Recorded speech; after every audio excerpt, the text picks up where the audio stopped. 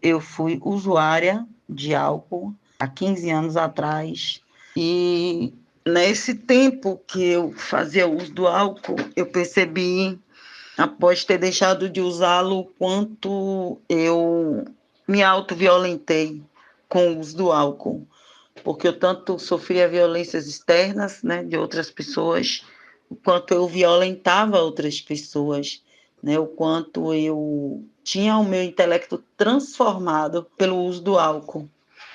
Dentro das nossas ocupações, aqui do Movimento Sem Teto da Bahia, nós podemos perceber o quanto o álcool é nocivo para as nossas pessoas, para as nossas comunidades, o quanto as pessoas são transformadas, são destruídas, desmoralizadas pelo uso do álcool, o quanto as mulheres dentro dos acampamentos das nossas ocupações sofriam ataques dos seus companheiros, dos seus parceiros por conta do uso do álcool exacerbado.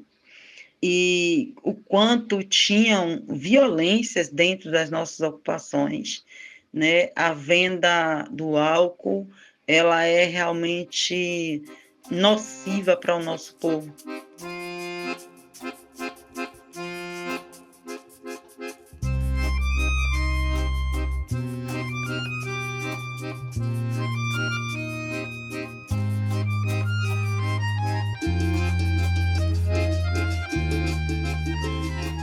Salve, salve! Você acabou de ouvir um depoimento de Ajurimar Bentes, militante do MSTB, está em Salvador e é companheira nossa da Teia dos Povos. Então, nós estamos aqui no segundo episódio do podcast O Gigante de Ressaca. E primeiro, saudar os meus companheiros aqui, Kel e Eras. Kel, que é da Toro Áudio. No episódio passado eu falei Toro Áudio. Aqui na Bahia, Toró é chuva grande. Então confundi, mas é Toro Áudio. E o companheiro Bruno, da Divisão de Comunicação da Teia dos Povos, que está ajudando a gente também no produzir desse material.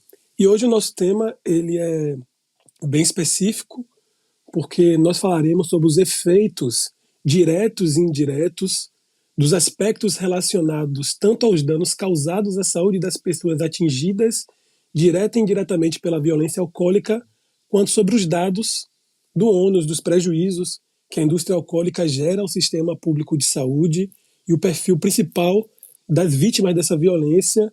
E é muito interessante que a gente já está no segundo episódio e estamos percebendo uma repercussão muito bacana do primeiro episódio lá, né, Erasto? E aí, fala com a gente sobre isso, antes da gente entrar no tema, como você tem percebido aí a interação com o pessoal nas redes e como o tema tem chegado às pessoas.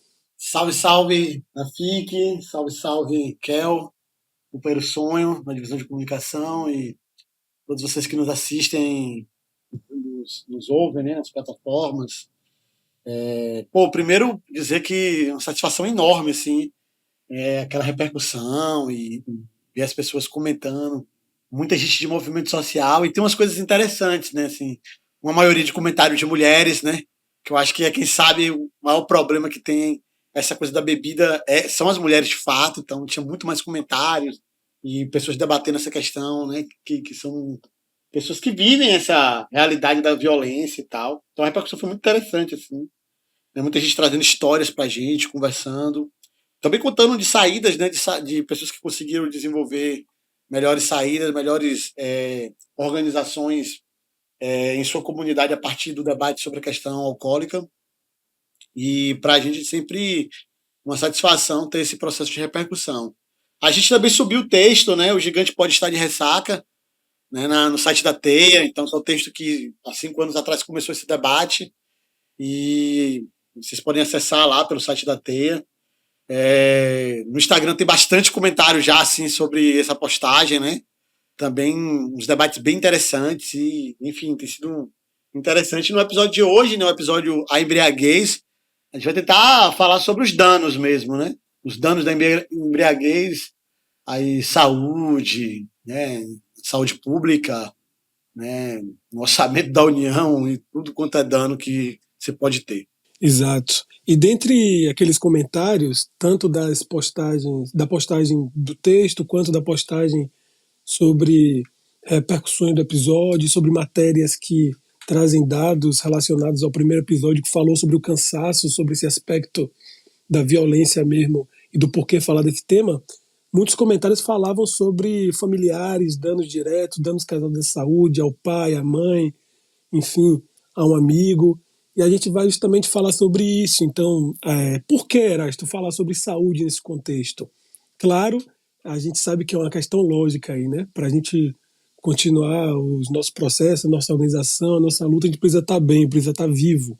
Mas por que especificamente tratar sobre saúde nesse contexto da violência alcoólica e como isso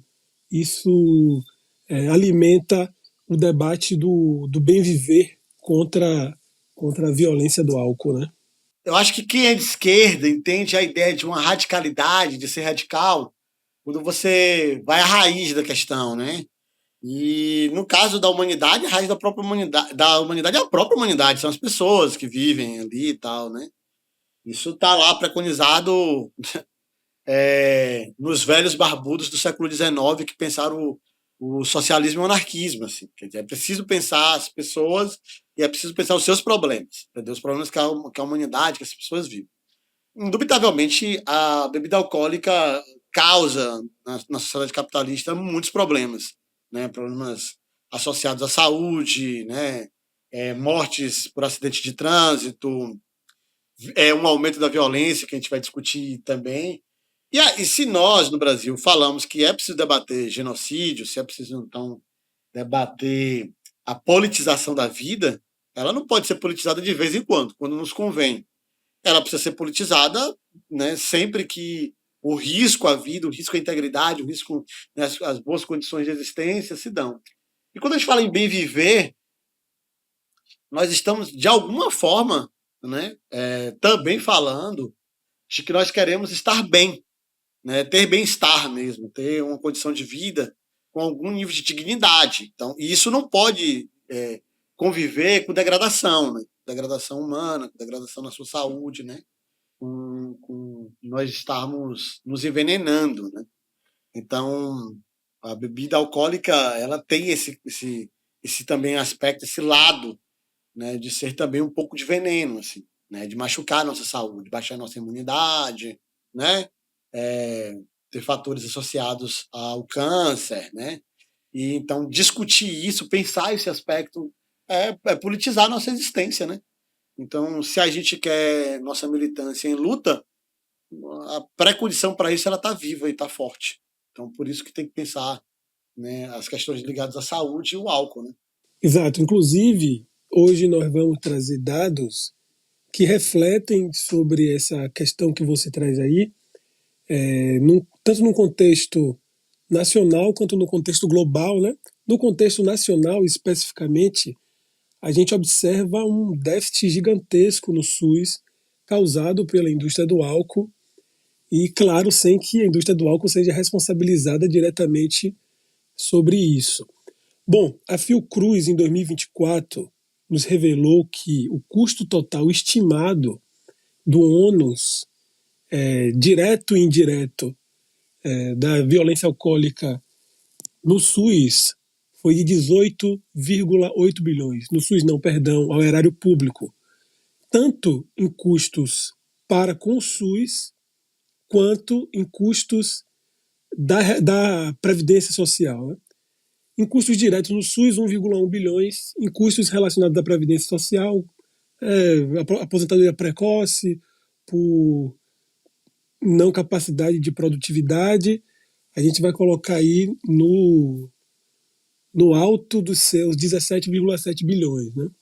Bom, essa mesma pesquisa disse para nós que em 2019 o número de mortes causadas atribuídas ao álcool foi de 12 mortes por hora.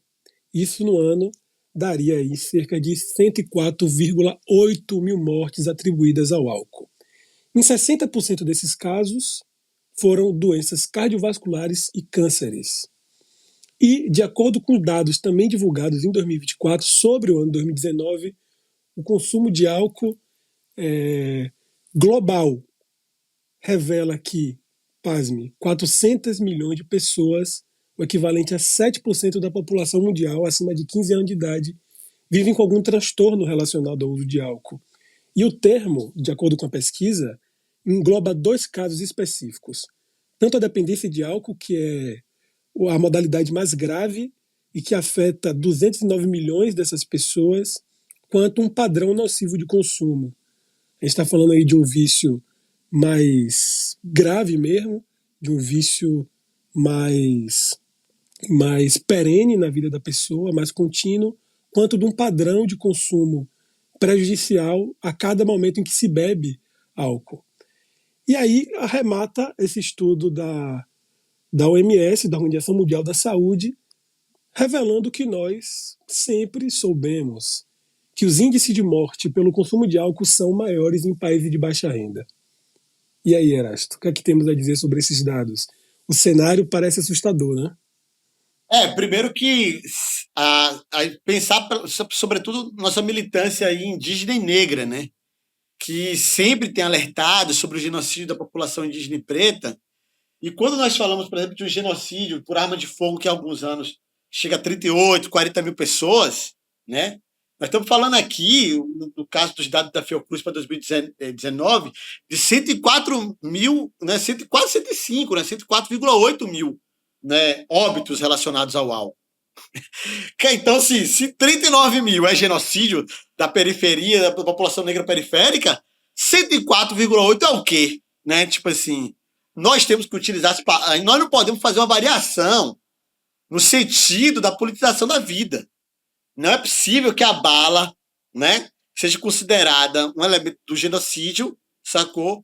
E o envenenamento não. A gente está falando claramente de morte por envenenamento, porque está falando de gente que desenvolveu um câncer por conta do uso da bebida, né, problemas no pâncreas, né, problemas no fígado, né, gente que deixou de ser produtivo por acidentes causados pela embriaguez, né?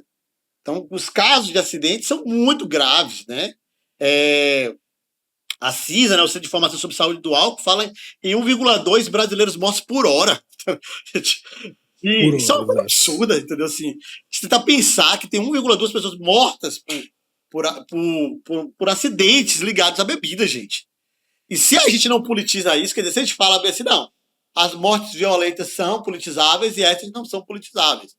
Mas nós não estamos falando só do cara que se acidentou, estamos falando do cara que matou alguém porque ingeriu álcool, sabe? Nós estamos falando de pessoas que causaram acidentes, nós estamos falando de pessoas, né, que ceifaram vidas alheias. Então, é óbvio que o processo de politização ele precisa ter amplitude suficiente para que a gente entenda que não tem uma morte aceitável e outra morte que seja mais banalizada, não, tudo bem. Sobretudo quando os números são nessa ordem, né? São, tipo assim, é uma quantidade de pessoas muito grandes, assim. Nós estamos falando de populações, claro, cada vez quanto mais vulnerável, mais o impacto do álcool é mais severo. E essa vulnerabilidade que nós estamos chamando a atenção aqui, ela vai afetar, portanto, no caso do Brasil, as questões raciais, né? E a gente vai falar sobre isso com mais profundidade, mas note-se, nós estamos falando de pessoas que já estão em algum nível de vulnerabilidade socioeconômica, desterritorializadas, desterradas, sem uma propriedade para chamar de sua, tal, e que elas, por força dessas circunstâncias, acabam, né, se machucando ainda mais com a questão da bebida, né? Então, o primeiro ponto que eu acho que a gente deveria chamar a atenção, para não ter nenhum tipo de dúvida, é que se trata sobre uma politização da vida das pessoas, né, da existência, politizar a vida, politizar a morte. Mas o outro aspecto que tem que ser colocado na conta é também esses valores. Nós estamos fazendo reformas no orçamento, né, da União, às vezes, para tirar direito das pessoas, para conseguir ali fechar uma conta na ordem de 2 bilhões para cima, 2 bilhões para baixo. Ajustes fiscais que tiram direitos, né, que impedem pessoas, né, de acessar políticas públicas decentes, de acessar uma educação de qualidade, uma saúde de qualidade. E a gente tem um custo direto ao SUS de 1,1 bilhão só ligado ao álcool. Nós estamos falando que mesmo arrecadando o que se arrecada com a indústria da bebida, isso fica em prejuízo ainda, a relação da União. E nós estamos falando de um custo indireto de 17,7. Está o tempo todo falando de reforma da Previdência para isso, reforma da Previdência para aquilo. Só que na hora que você acha 17,7 bilhões, de onde é possível, de fato, fazer algum tipo de ajuste ali para diminuir isso, uma política pública que diminua, aí não se quer discutir isso, porque os interesses dos grandes poderosos, né, que controlam a indústria de bebidas, se sobrepõem aos interesses coletivos das pessoas não morrerem nessas situações, né, tão feias, né, tão miseráveis quanto é a questão dessas doenças, desses acidentes causados pelo uso abusivo, né, da bebida alcoólica. São inúmeros os problemas que o uso recorrente e abusivo do álcool geram. Embora dizer isso pareça um clichê, de fato não é, né? Quando a gente observa o número de problemas que o álcool pode causar, é realmente assustador. Quer dizer, de acordo com o jornal da USP, uma matéria divulgada no jornal da USP, o álcool ele causa complicações no fígado, especialmente a esteatose hepática, que para leigos como eu, na medicina a gente chama de gordura no fígado, né? Isso pode levar à famosa cirrose, que é insuficiência hepática. Também resulta em pancreatites crônicas, miocardite alcoólica, úlceras, diversos tipos de câncer e demais sequelas que a gente poderia citar aqui o dia inteiro. E aí, um dado terrível sobre a, a forma como a indústria do álcool realmente é cruel com a vida das pessoas é esse dado que mostra como a evolução na pandemia ela foi crescente, né? A gente está falando de um período, novamente, a gente falou isso um pouco sobre isso no primeiro episódio, a gente está falando de um período em que a saúde das pessoas estava totalmente vulnerável, era uma ameaça realmente que vinha de encontro ao sistema imunológico das pessoas, e aí o estudo da CISA, o mesmo estudo que nós citamos aqui, a sexta edição da publicação Álcool e Saúde dos Brasileiros, Panorama 2024, divulgado em 2024, diz que a partir de 2020, a partir de 2018, o gráfico ele mostra uma queda significativa nas taxas de óbitos atribuíveis ao álcool por 100 mil habitantes. Em 2018, foram registrados 35,4 óbitos a cada 100 mil habitantes. Já no ano seguinte, em 2019, teve também uma redução aí, já muito expressiva, de 30,4.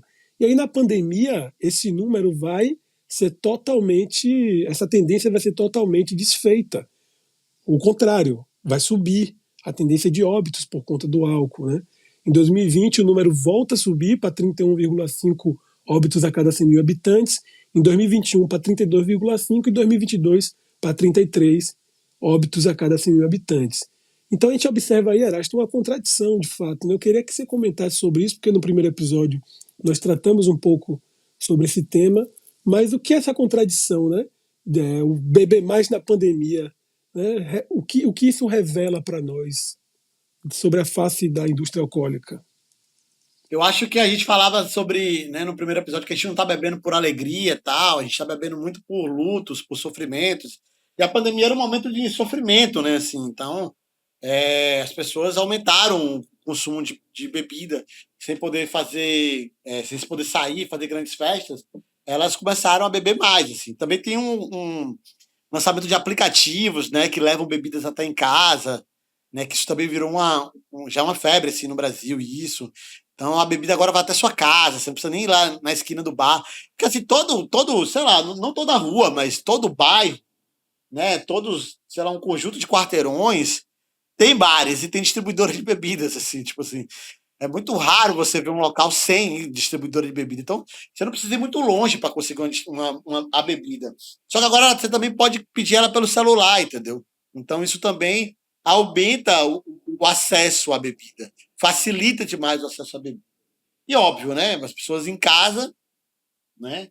Cada vez mais, elas, em vez de estarem buscando saídas, elas estavam buscando também anestesiar-se daquela situação em que a gente ligava a televisão e via a quantidade de óbitos que estavam acontecendo no país, né? Então, Rafik, eu acho que tem um elemento que a gente precisa considerar, que é o sofrimento causado pelas más condições sanitárias do país, aumentou também o uso do álcool, que aumentou a vulnerabilidade dessas pessoas. Elas gastaram mais dinheiro com uma coisa que elas poderiam não gastar e elas baixaram a sua imunidade, né? E, sem dúvida nenhuma, né, mais para frente, quando esses dados forem consolidados, né, de 2022, 2021, a gente vai ter uma noção de que talvez possa ter aumentado mesmo a quantidade de mortos associados ao álcool, mesmo em situações ligadas à pandemia, né, de Covid-19. Assim. Então, a gente tem uma situação em que a degradação contribui para um processo de violência associada à bebida, entendeu? Tipo assim, às vezes a gente tem o costume de falar que às vezes algumas coisas precisam piorar para melhorar, mas na maior parte das vezes na política brasileira, situações ruins atraem novas situações ruins, né? A gente não tem grandes surtos de criatividade ou rompantes querendo se transformar e mudar a postura diante de uma adversidade. A gente tem tido sofrimentos agudos que nos levam muitas vezes a atitude de desespero, né? E não em renovações de um sentido de vida com mais amplitude, com mais força, com mais vigor, de forma comunitária, né? Então, acho que o efeito da pandemia também agravou essa situação já ruim, né, da questão do álcool no Brasil. Tem uma questão aí também que vai perpassar o que nós podemos fazer em relação a isso. Qual você acha que foi nosso erro enquanto esquerda frente a esse cenário na pandemia? Você acha que a gente discutiu pouco o tema? Porque o texto também vem aí nesse bojo, né? O texto vem também dessa ausência de discussão.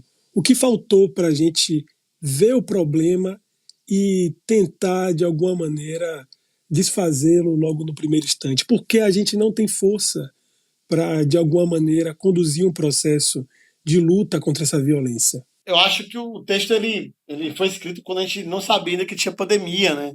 Pouco antes, assim, alguns meses antes, né? Mas ele está bem ali naquele período, né? Eu lembro bem das pessoas retomando a leitura do texto, já assim, na metade da pandemia para frente, porque elas estavam bebendo muito e elas voltaram a comentar, discutir o texto e tal. Mas assim, as esquerdas não tem tratado a vida de forma geral como um elemento fundamental, vamos dizer assim. Ela não tem feito isso. As esquerdas têm um processo de politizar mais a vida quando se trata de pautas muito específicas, entendeu? Então a gente fala do aborto, né, como um direito, né, à saúde das mulheres. Nós temos debates sobre a infância, né, e a adolescência. Nós temos um debate durante muito tempo, né, sobre as ISTs, mas assim as esquerdas pararam de pensar isso de uma forma integral, holística, né? Ou seja, a vida ela é relevante em alguns aspectos, em alguns pontos. E o que eu acho que é mais severo é porque as organizações políticas, né, elas não têm cuidado tanto de sua militância. Ela tem usado a militância para alcançar seus objetivos, mas ela não tem um novo modo de viver construído para os militantes. Não eu lembro, por exemplo, de quando eu tive contato com a literatura dos Panteras Negras, quando você entrava no partido, você tinha que ter novas posturas. Você tinha que se comportar de forma distinta, você tinha que, né, ter uma prática, né, melhor de vida, mais saudável, mais diligente, né, uma ética uma conduta mais interessante. E a gente tem pouco isso no Brasil, né? A gente, pelo contrário, a gente teve a ascensão nesse período de uma esquerda cirandeira, como a gente falava, né, na década passada, uma esquerda festiva, né? Então, em Salvador faziam-se protestos ali contra a prisão de Lula, ou contra o golpe de Dilma, que iam né, sei lá, do Campo Grande até a Barra e parecia um pequeno carnaval, assim, um pequeno, né, uma micareta, tinha até pequenos trios, mini trios, tá ligado? E a galera tava bebendo muito, assim. E, e eu acho que isso continuou, assim, isso continuou. A gente continua tendo uma esquerda muito associada a essa ideia de festividade. E nós não somos contra a ideia de festividade, né?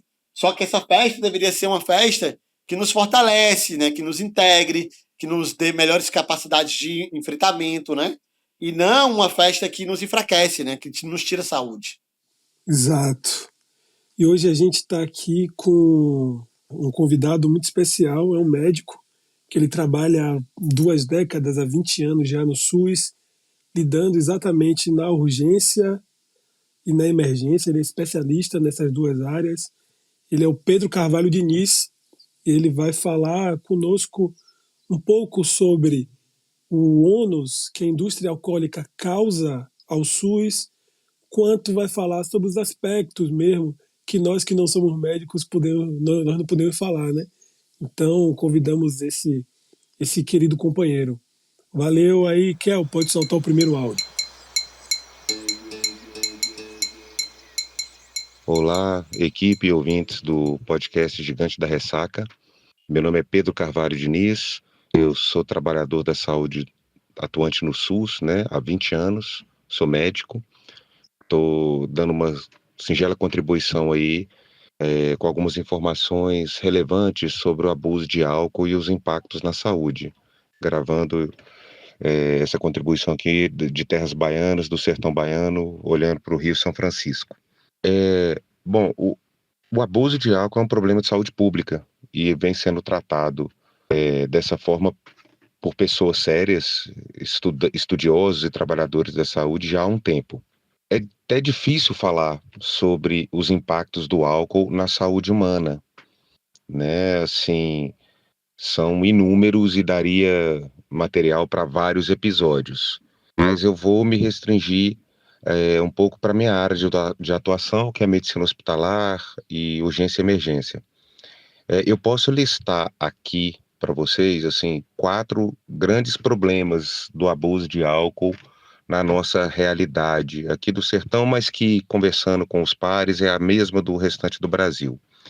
O primeiro é o álcool em si, né?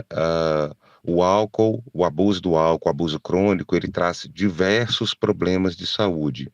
Tem vários conhecidos, né, como a cirrose hepática, que é o dano causado ao fígado por inúmeras lesões pelo uso de álcool, e lesão e cicatrização, lesão e cicatrização. A gente sabe que o fígado regenera bem, né? Então, isso ao longo do tempo, essa agressão crônica gera cirrose hepática, que é um quadro grave e que leva ao desfecho do óbito de uma forma muito sofrida para as pessoas. Tem, por exemplo, a demência associada ao álcool, são quadros de demência precoce, de danos cerebrais graves, quadros de delírios e o quadro da própria demência, a ponto de você não diferenciar, por exemplo, o Alzheimer de um uso do álcool. A gente sabe pela história do abuso, né? Intoxicação aguda pelo álcool, levando a coma, podendo levar à morte, né? Um outro problema é degeneração familiar, né? O álcool, ao contrário de outras drogas, lícitas ou ilícitas, ou assim como outras drogas lícitas ou ilícitas, ele não tem impacto só na saúde do indivíduo, né? Ele tem impacto na saúde da família, dos amigos, então ele destrói aquele ambiente de uma forma muito triste, violência doméstica, perda de emprego, e desestruturação mesmo, né, do núcleo familiar e de amigos. O terceiro problema, e que vejo menos pessoas falar sobre isso, é como o abuso do álcool interfere em outras questões da saúde. Então, por exemplo, uma pessoa é diabética e hipertensa, abusa do álcool e deixa de se cuidar. Então, deixa de tomar os medicamentos, deixa de tomar a insulina, não obedece a algumas mudanças de estilo de vida, de alimentação, e isso faz com que essas outras condições que não necessariamente estejam associadas ao álcool se descompensem, né, e evoluam de uma forma pior e mais precoce. E por fim, eu acho que a mais marcante é o abuso de álcool e os acidentes de trânsito e a violência, né? Eu trabalho no hospital de Porta Aberta do SUS, urgência e emergência para trauma, entre outras coisas, o trauma. E já foi feito um estudo no hospital, mais de 70% dos acidentes de motocicleta, por exemplo, estavam associados ao abuso de álcool e à ausência do uso de capacete. Lembrando que muitas vezes não usa o capacete por causa do álcool, né? Isso é um número assustador, isso é uma epidemia que nós estamos vivendo, e isso gera sequelas gravíssimas, fora o óbito, né? Você tem sequelas neurológicas graves, sequelas ortopédicas, incapacidade laboral permanente. Então, o abuso de álcool, ele está intrinsecamente associado a acidentes de trânsito.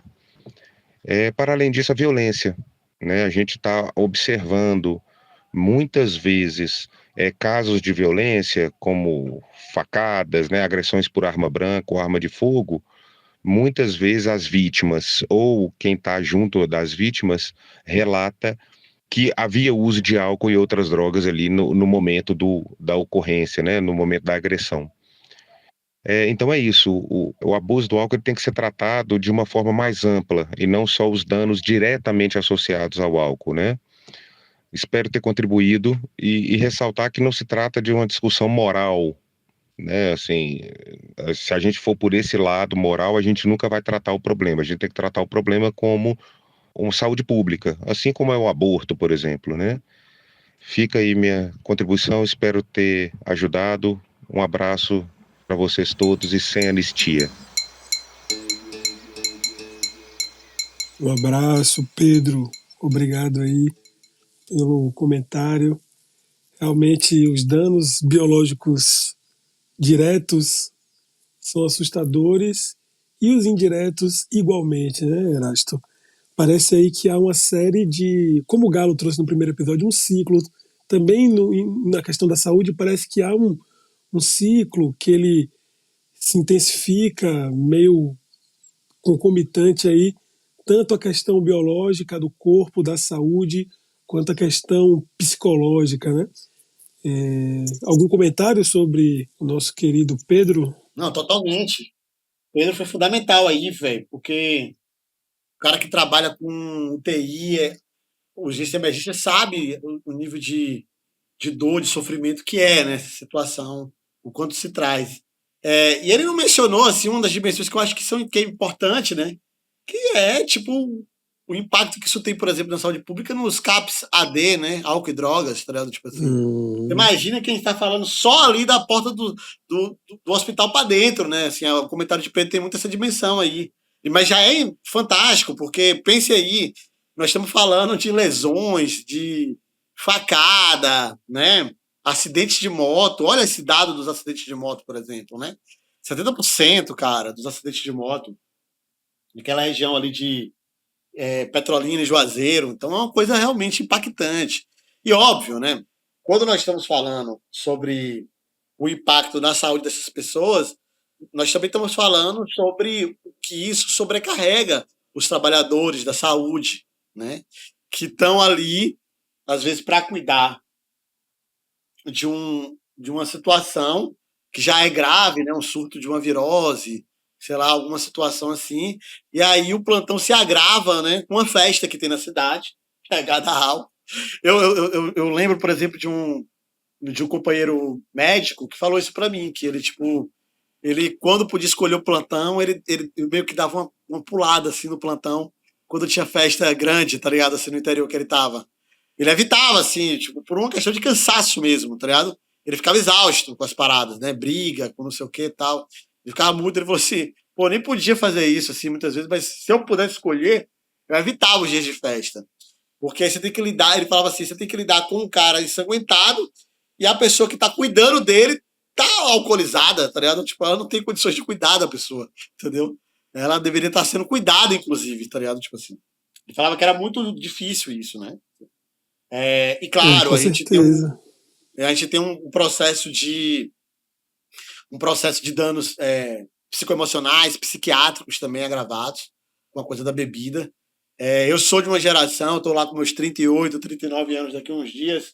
Eu sou de uma geração que a gente tinha pessoas em situação de rua que eram muito conhecidas nos nossos interiores, né? A gente chamava de doidos, né? O doido fulano de tal, que ele era muito conhecido. E quase sempre esses caras, eles estavam meio que associados também à embriaguez, tá ligado? Assim, eram pessoas em situação de rua que ficaram muito conhecidas, mas elas também associavam à bebida, assim. Na minha própria pesquisa de mestrado, na dissertação, eu fiz um capítulo só sobre mendigos de Itabuna na década de 50 e muitos deles eram pessoas que ficaram conhecidas pelas situações que causavam situação de embriaguez, entendeu? Então, e isso para tentar pensar os danos psicológicos, psiquiátricos, né? Que fazem muitas dessas pessoas, inclusive, chegar à situação de rua. Entendeu? Então, realmente a visão de Pedro está bastante correta, não é um debate moral, é um debate que deveria ser feito sobre saúde pública, né? Esse impacto todo na saúde pública tem que ser discutido. Não pode ficar debaixo do tapete. Tem um artigo chamado Álcool e Violência, Psiquiatria e Saúde Pública, onde os pesquisadores Ronaldo Laranjeira, Sérgio Dualib, Lana Pinsky, todos eles ligados à USP, eles ajudam a gente a entender essa relação causal entre o bebê pesado e a distorção da realidade, entre o bebê pesado e a prática de violência. E, de acordo com esses estudos, as propriedades psicofarmacológicas da droga, né, elas produzem efeitos que incluem, aí abre aspas, distorção cognitiva e de percepção, déficit de atenção, julgamento errado de uma situação e mudanças neuroquímicas que poderiam originar ou estimular comportamentos violentos. A intoxicação crônica pode contribuir com agressões por fatores como privações de sono, abstinência, prejuízo de funcionamento neuropsicológico ou associação com transtorno de personalidade. Fecha aspas. Tem outro estudo que, se a gente unir a esse estudo, pode também nos dar outra pista sobre como a violência ela se agrava a partir do consumo abusivo de álcool, que é um estudo também da Universidade Federal de São Paulo, esse estudo é de 2017, e ele é categórico quando ele afirma que o abuso de álcool agrava a violência doméstica. É claro que a gente não quer dizer com isso que a única causa, o único motivo, o fator preponderante, o fator predominante da violência doméstica é o uso de bebida ou de outra droga, mas sim, esse estudo diz que o uso de bebida alcoólica agrava a agressão, ela acaba se intensificando. Essa pesquisa ela foi feita com base de um questionário que foi distribuído entre 7 mil famílias de 108 cidades do Brasil e constata que não apenas o ato de beber do agressor intensifica a violência, quanto também a prolonga. Prolonga, em alguns casos, do estudo por mais de 10 anos. Né? Então, alguns dados para a gente entender esse cenário desse agravamento da violência provocado pelo alcoolismo.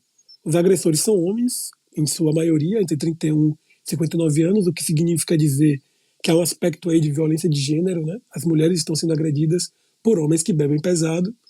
E nesse contexto, o álcool representa aproximadamente cerca de 90% das situações de violência doméstica. O uso de armas, de acordo com o estudo, na agressão, aumenta 10 vezes sobre o efeito da droga. Esse é um dos aspectos da intensificação que o estudo traz. Enquanto o abuso sexual ocorre 4 vezes mais em comparação aos cenários onde não aparece o álcool. Então, Erasto, de acordo com Pedro e também os nossos outros convidados, para além dos efeitos fisiológicos que a gente citou, tem efeitos familiares, efeitos comunitários, efeitos coletivos, que é justamente sobre eles que a gente quer falar, né? Basicamente, assim, desde o início a intenção foi sempre pensar como o coletivo, como a comunidade, como os nossos pares, como o nosso redor lida com os efeitos de álcool, da violência alcoólica coletivamente, né? Como é que o álcool interfere nessas relações familiares, Erasto? Para além da violência doméstica, que a gente já citou. A gente já tinha acompanhado esse debate, né? Explicando ali no texto e nos estudos que a gente está fazendo, de que existe um plantão né? De preocupação no feminicídio, na violência contra a mulher, às quartas, no dia de jogo, né?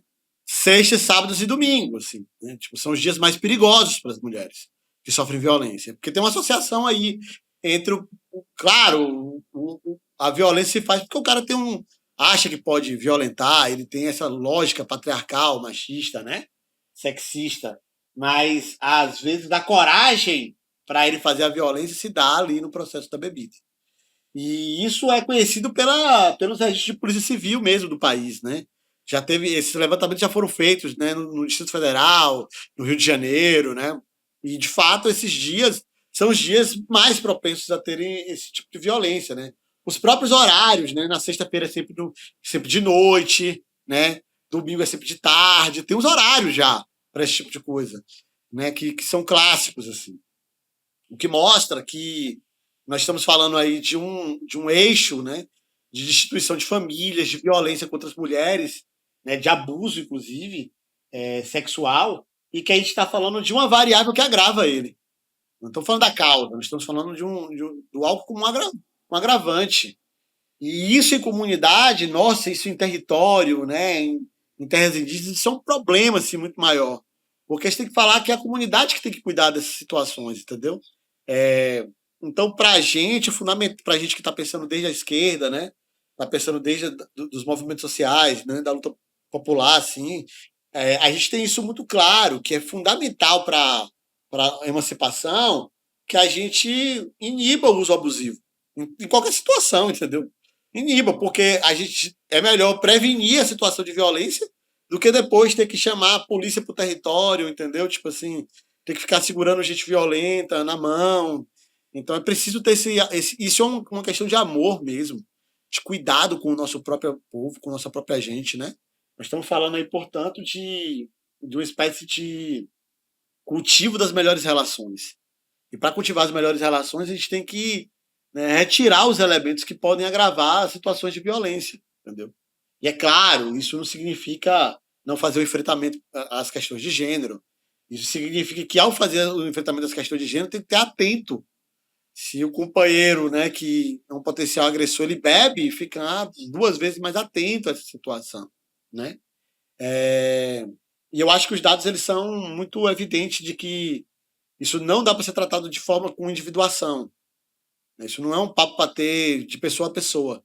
Esse é um papo que tem que ser coletivo, pela dimensão, né, pelos números, pela amplitude do problema, entendeu? Então tem que ser um debate coletivo também. Não pode ser um problema de falar, você bebe muito, você é o problemático daqui, né? Nós temos que fazer esse enfrentamento de forma coletiva, entendeu? Pensando a saúde de forma mais integral e a defesa do nosso povo, né, de forma mais orgânica mesmo. O retrato de quem morre por conta de problemas atribuídos ao álcool, ele é um retrato que também nos fala sobre as configurações históricas, as relações raciais que se deram nesse país a partir da colonização. Esse mesmo estudo, né? A sexta edição do Álcool e a Saúde dos Brasileiros, o Panorama 2024 do CISA, diz que, de acordo com esse levantamento, né, a população negra, pretos e pardos, são os que mais sofrem com esse problema. Os dados apontam que as mortes atribuídas ao álcool foi 30% maior entre pessoas negras em comparação com pessoas brancas. E um dado pior, né? O uso abusivo de álcool cresceu entre brasileiras entre os anos de 2010 e 2020. Cresceu 4,25%, quer dizer, as mulheres também têm bebido mais. E quais mulheres têm bebido mais? As mulheres pretas e pardas têm bebido mais e morrido mais por conta do álcool que as mulheres brancas. 3,2 óbitos de mulheres pardas a cada 100 mil habitantes, 2,2 óbitos de mulheres pardas a cada 100 mil habitantes, em comparação a 1,4 óbitos de mulheres brancas a cada 100 mil habitantes. Então aí tem uma disparidade de gênero e raça no consumo de álcool que é muito grande. Então isso é um problema histórico, né, Erasto? A gente tem esse debate como central, porque, como nós tínhamos falado mais cedo, os países com maior vulnerabilidade social também são os países que têm maiores problemas com álcool. Então, no Brasil, isso se reveste também num elemento racial, porque as pessoas negras, né, as pessoas pretas e pardas, elas também têm uma vulnerabilidade social maior e, portanto, os problemas de abuso do álcool também são mais severos nessa parte da população. E nós temos dito isso, né? O álcool é uma ferramenta colonial, assim, de controle colonial.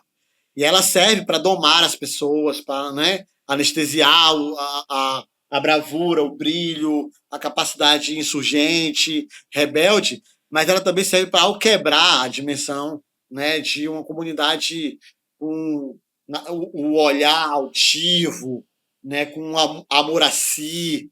Quando você vê muita gente de sua comunidade em drogadição, você sente menos amor. menos orgulho de pertencimento àquele lugar. E esse é um ponto que é fundamental para a gente saber por que a gente, né, por que a vulnerabilidade também com álcool acontece, sobretudo para nós, entendeu? Para nossa gente, entendeu? Não é sem razão, é um elemento racial. Quando nós estamos falando que a bebida ela tem um comportamento colonial até hoje, nós não estamos exagerando. Nós estamos dizendo, olha, ela segue servindo ao propósito que era antes. Antes era para trocar africanos para trabalhar no engenho, sacou? Hoje nós não estamos mais comprando gente, mas nós estamos impedindo essas pessoas de se emanciparem, de contestarem, de questionarem, de transformarem a sociedade.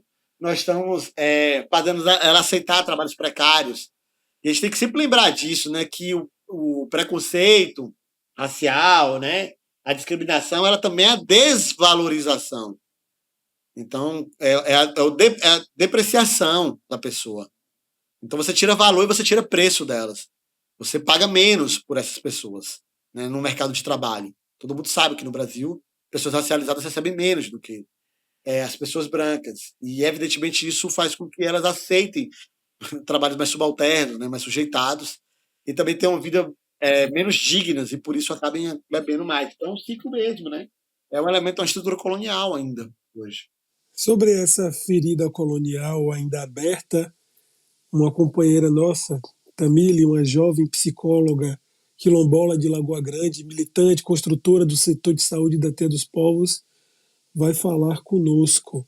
Ela traça uma linha do porquê a violência alcoólica é uma das maiores chagas coloniais, ainda prejudicando a vida e o bem-viver dos povos subalternizados. Kel, traz Mili para conversar com a gente, por favor.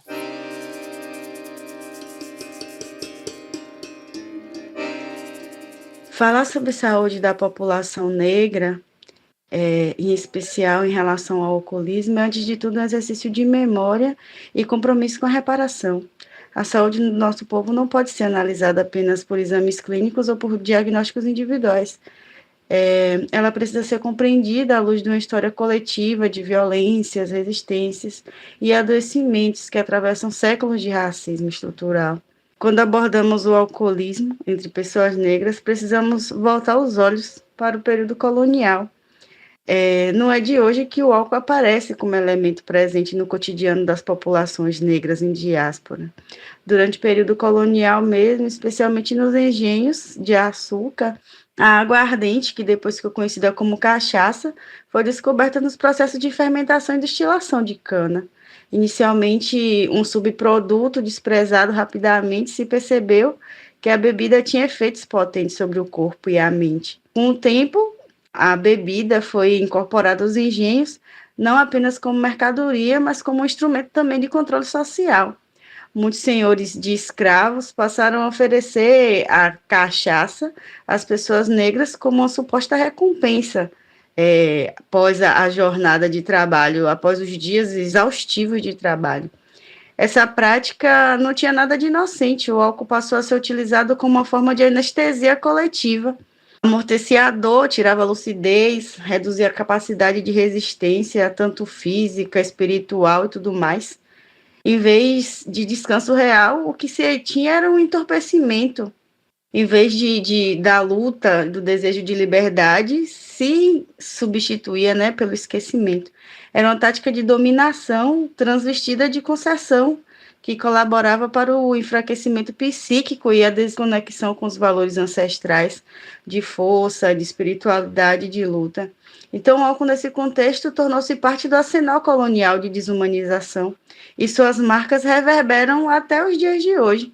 Hoje, o alcoolismo continua sendo uma realidade presente em muitas comunidades negras, não como herança moral ou como vício, como muitas vezes se quer rotular, mas como resultado de um sistema que produz e reproduz sofrimento psíquico, que nega direitos, que empurra nossos corpos para a marginalidade.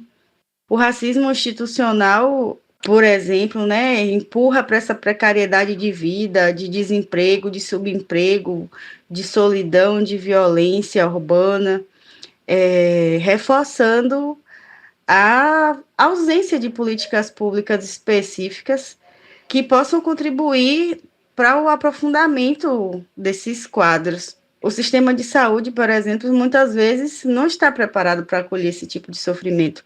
As pessoas negras chegam ao serviço de saúde mental marcadas por tantas violências e frequentemente saem mais invisíveis ainda do que entraram. O alcoolismo, nesses casos, é tratado de forma despolitizada, como um problema individual, deslocado das estruturas raciais que o alimentam de fato. Mas nós sabemos que o racismo adoece, que o álcool, para muitos ainda, é usado como tentativa de silenciar essa dor, que é um fato.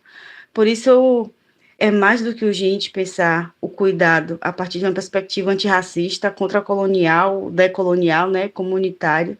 Precisamos construir espaço de escuta e acolhimento que reconheça o sofrimento histórico da população negra, que considerem os traumas herdados da escravidão e que se abra para as práticas de cura que vêm dos nossos territórios, que estão nos nossos territórios, nossas forças, nossas rezas, o uso das nossas plantas, a circulação de palavras, de afeto.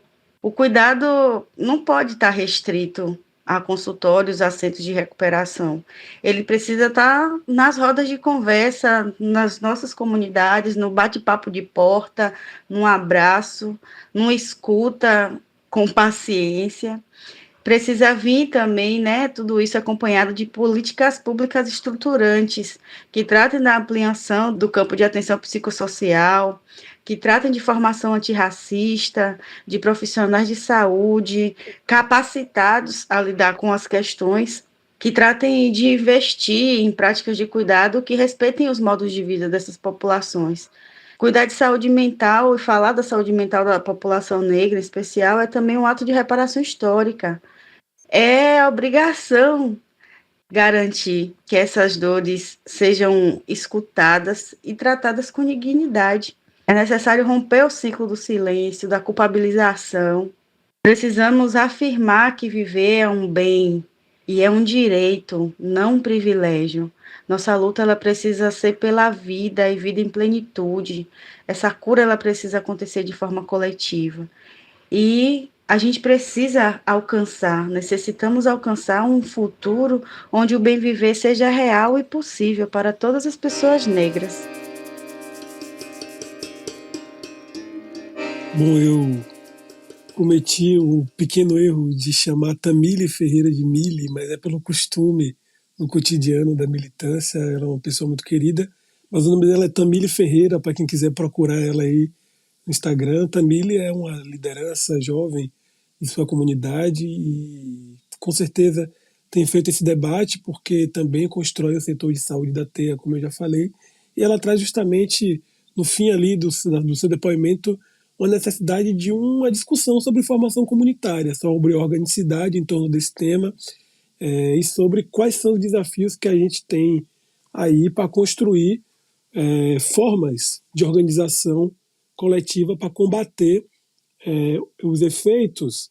E aí, se me permite, Erasto, eu vou logo para a fala de Hamilton, porque eu acho que você pode fazer um comentário aí sobre esse desafio da formação comunitária a partir de ambos os depoimentos. Agora a gente vai conversar com o companheiro Hamilton Borges, é um escritor, um poeta, uma liderança do movimento preto, uma liderança para todos nós, fundador da campanha e posterior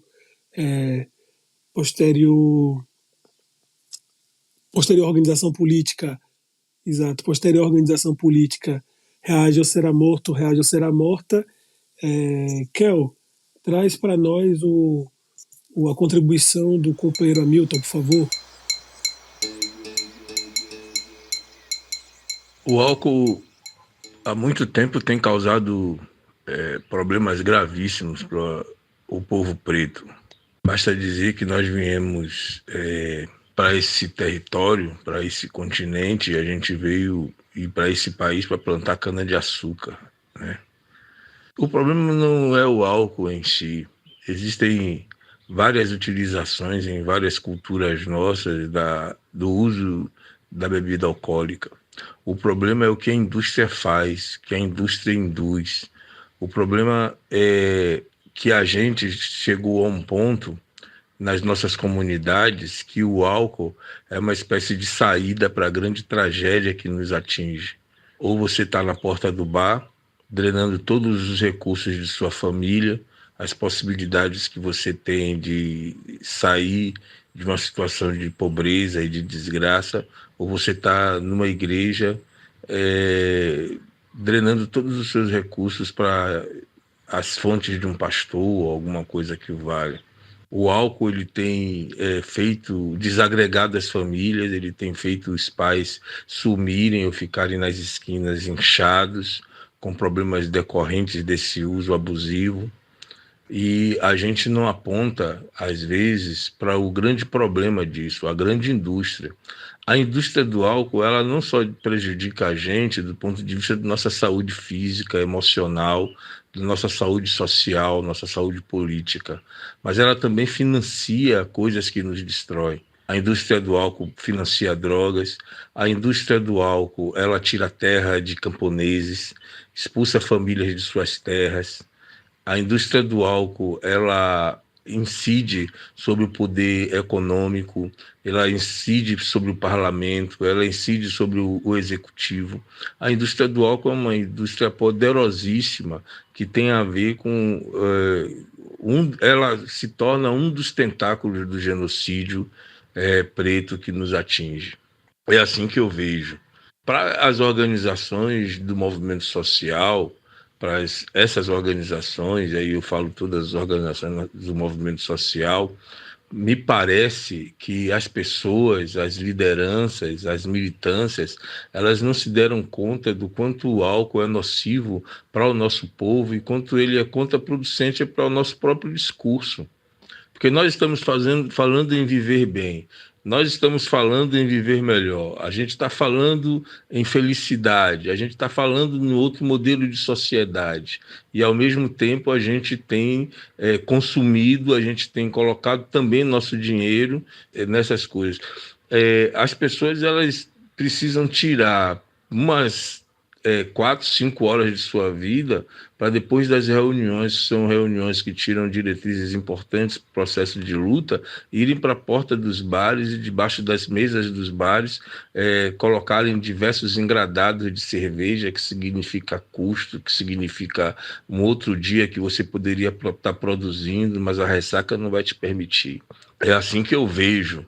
E para que as pessoas não interpretem mal o meu pensamento, esse não é um discurso moral, não é um discurso moral sobre o álcool, não é um discurso moral sobre a utilização de substâncias lícitas, substâncias que são permitidas pela lei. Esse não é um discurso moral, é um discurso real, né? Você tem, por exemplo, influências aí, eu não sei, não precisa nem citar nomes, né? Pessoas do rap, pessoas da sociologia, escritoras, escritores que se tornaram embaixadores da Ambev e sem fazer, nenhuma discussão sobre isso. Você vê propagandas de uísque, propagandas de cerveja, e essas pessoas fazendo essas propagandas, isso é uma contradição pesada com o que elas próprias se propõem. Então, a meu ver, a gente deveria fazer uma grande aliança nacional contra o uso e o abuso de drogas e de álcool. O álcool ele é tão perverso como qualquer outra substância. Maravilha as reflexões de Hamilton e Mille, né? Primeiro dizer que eu acho que nós precisamos fazer um processo de defesa em todos os aspectos, né, das nossas vidas enquanto movimentos sociais. Assim. Se estão nos atacando, precisamos, evidentemente, se estão dando tiro, a gente precisa se defender.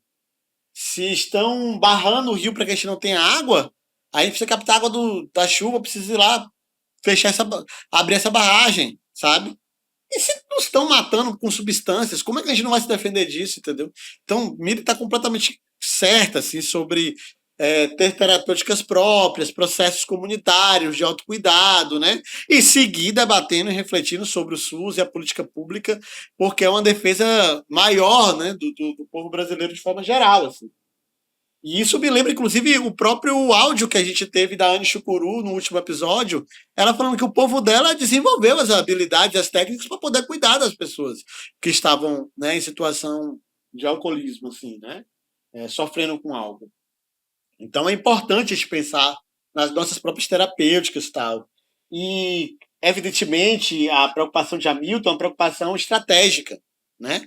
Porque ele tá inclusive, a gente traz ele aqui, mas ele serve para fazer a transição para o nosso próximo episódio, que é para discutir a ressaca política da bebida. Então, Hamilton ele vai do sofrimento que nós estamos na embriaguez até a ressaca, entendeu?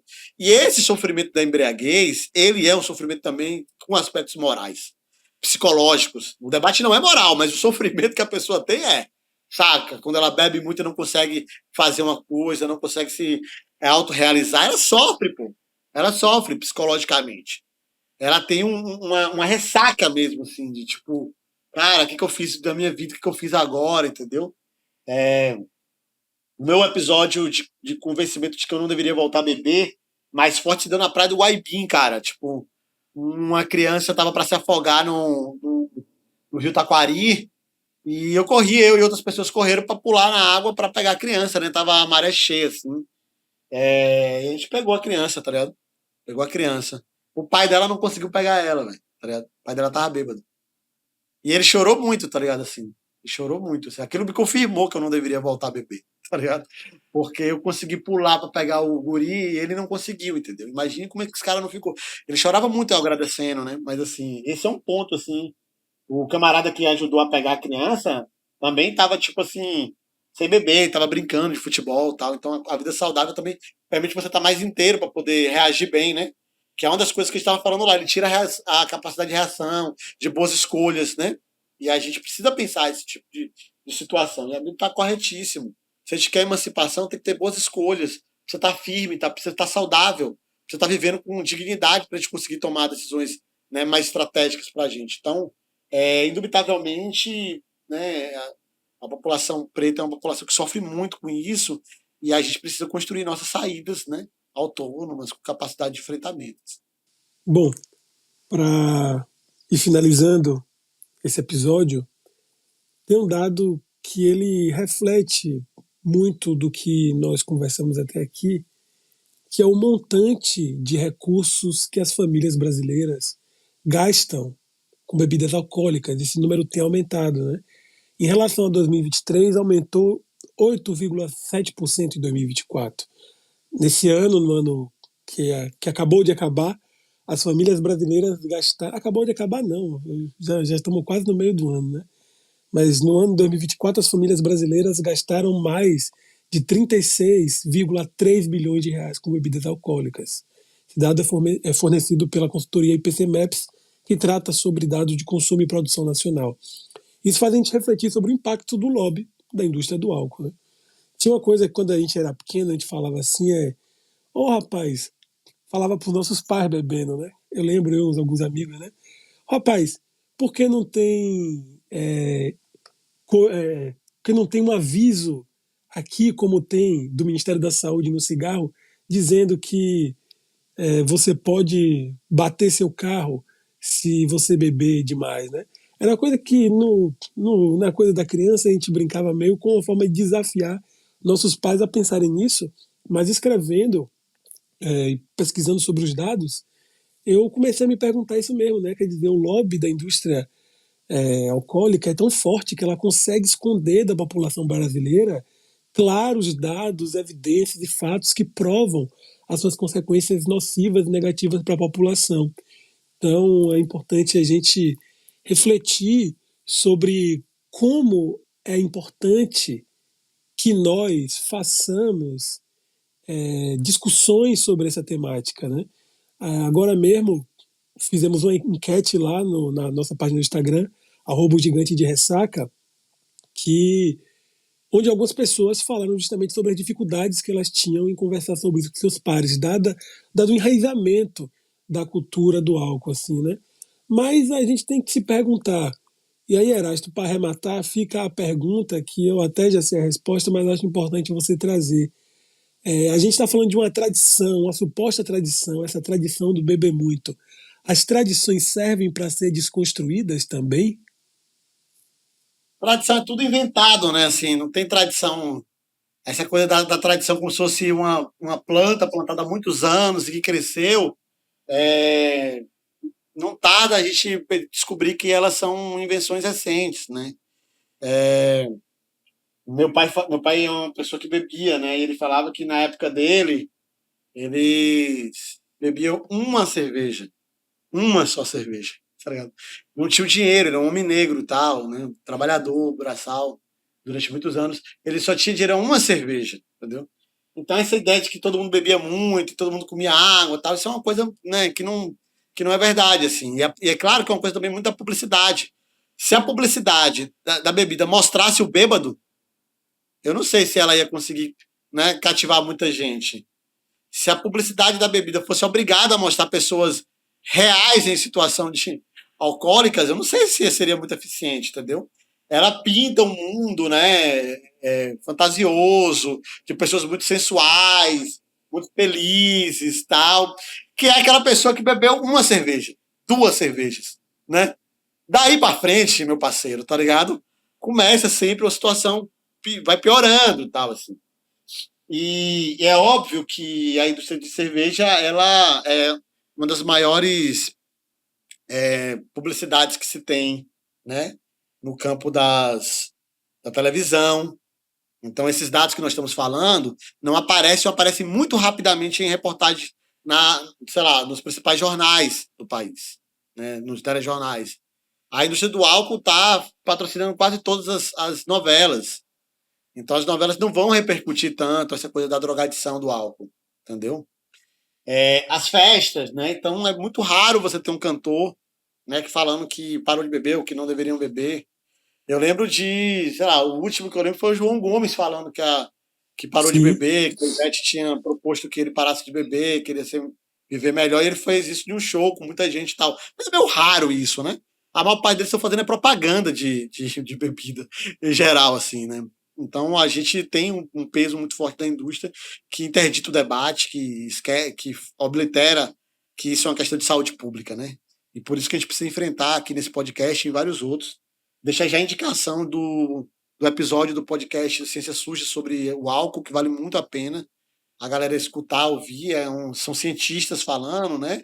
Desde uma perspectiva mesmo mais acadêmica, mas ao mesmo tempo politizando esse debate, né, sobre a indústria do álcool e os impactos que o álcool faz no organismo. Eles chegam a afirmar categoricamente que não tem dose segura, que não tem dose que não vá gerar problemas, né, claramente associados a câncer e outras coisas. Então fica essa indicação aí também para a galera escutar, né, o Ciência Suja sobre álcool.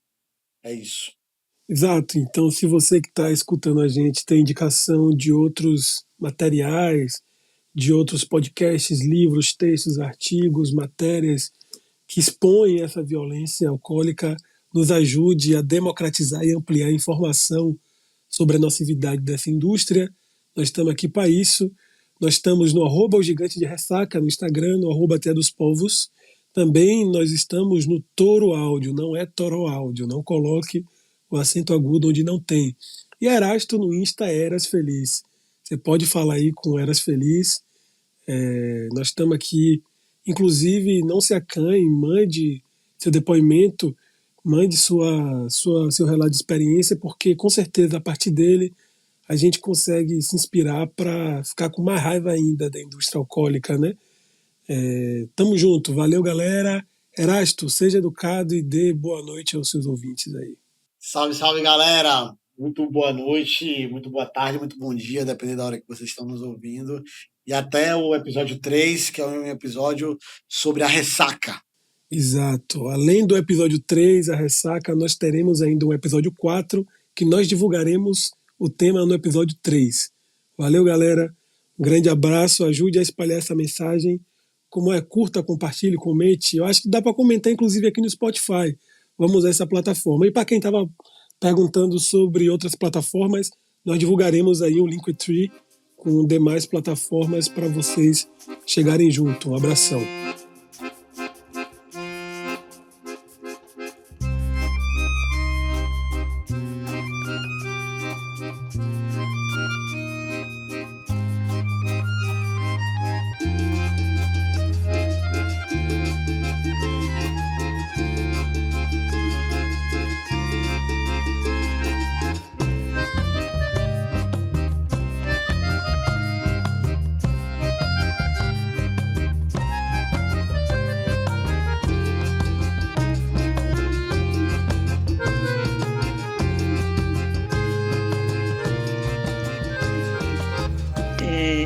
As ocupações, elas têm mulheres, homens, crianças, idosos, e vários deles fazem uso do álcool, né? E tem aquela coisa da cultura do álcool, né? Estamos felizes, vamos comemorar, álcool. Estamos tristes, vamos beber, álcool. Estamos com raiva, vamos beber, álcool. Então, o álcool se torna algo que, naqueles momentos de vários sentidos emocionais, a gente corre para usar o álcool. E, na verdade, o álcool é um propulsor do desencadeamento de depressão, de ansiedades, né? Aonde a pessoa se vê ansiosa e depressiva, ela corre para o álcool. E o álcool é o principal agente nocivo do desencadeamento de várias emoções contraditórias que nos levam a síndrome de pânico, nos leva à depressão, nos leva à ansiedade. Eu vi dentro das nossas ocupações, inclusive eu dava socorro para essas pessoas, o quanto elas tinham crise de ansiedade que eram desencadeadas a partir do álcool.